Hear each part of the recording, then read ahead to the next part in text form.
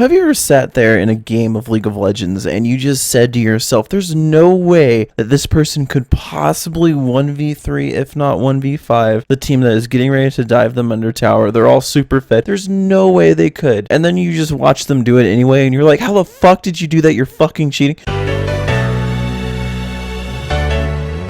Now, there's a lot of popular Draven mains in the world. There's Fabi, is it Fabi or is it Thabby? And either way, there's Fabi, there's Tyler1, and there's several others. Tyler1 is probably one of the angriest players I've ever seen in League of Legends. But I'm going to tell you guys about my first Draven main that I've ever met. Now, this is around the time when I was first introduced to Devrick, and we became great friends because he likes to do a lot of crazy shit, and I like to try and make sure that he doesn't kill himself, and we just immediately became friends because I had this underlying issue of believing that he was going to die one way or another from lack of focus or just doing something ridiculous. And I heard about some of the stories he started telling me and I was like, oh great, this guy is gonna fucking die if I don't help him. Anyway, I digress. I met my first Draven main. He was challenger at the time and he went by the name Ozos, or I actually know him as Ryan now, and he's probably one of the best League of Legends players that I have ever met when it comes to just doing what you want to do and just making it work because you understand the limitations of your specific champions and then going with it. And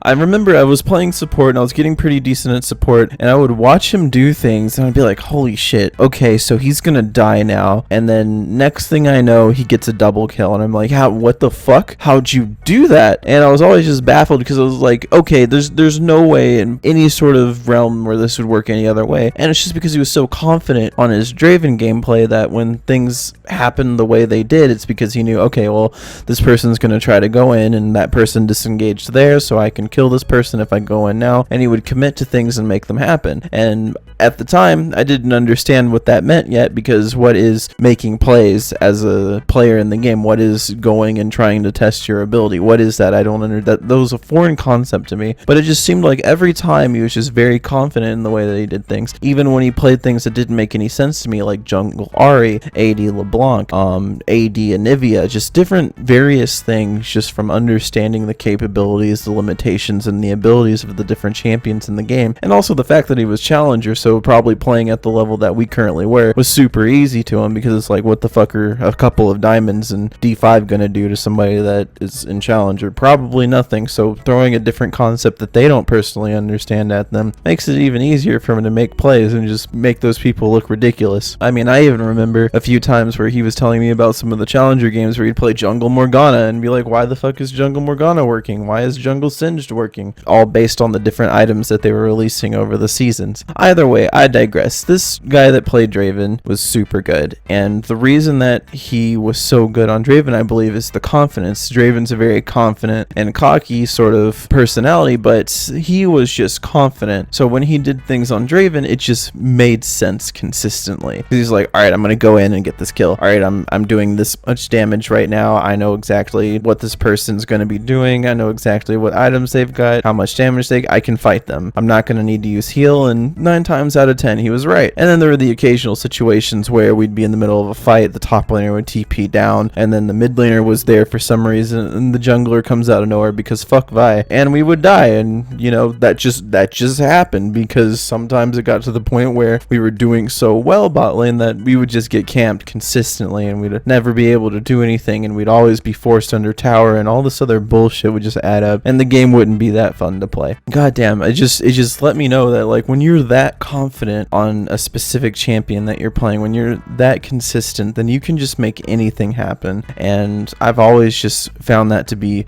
very impressive, because it's like, you know, I'm gonna do this here, I'm gonna do that there, bam, and it happens exactly as they explain it, because they've been in the situation so many times that it just becomes memory to them. It's just, they can see it time and time again, and it's the same situation each time. It's like, this person's at that level, they have those items, I have this set of items, and this is my ability, this is how this is going to work out, and it just does. And that's, I love seeing that. So I actually want to hear what you guys have had to experience in League of Legends. Have you ever had somebody that was very consistent and very good on their champions? I want to hear about it in a comment below. And of course, guys, if you enjoy these kinds of videos, let me know. I love hearing from you guys, and I will see you all in the next video, whatever it may be. All right, peace late, everybody. Aigey.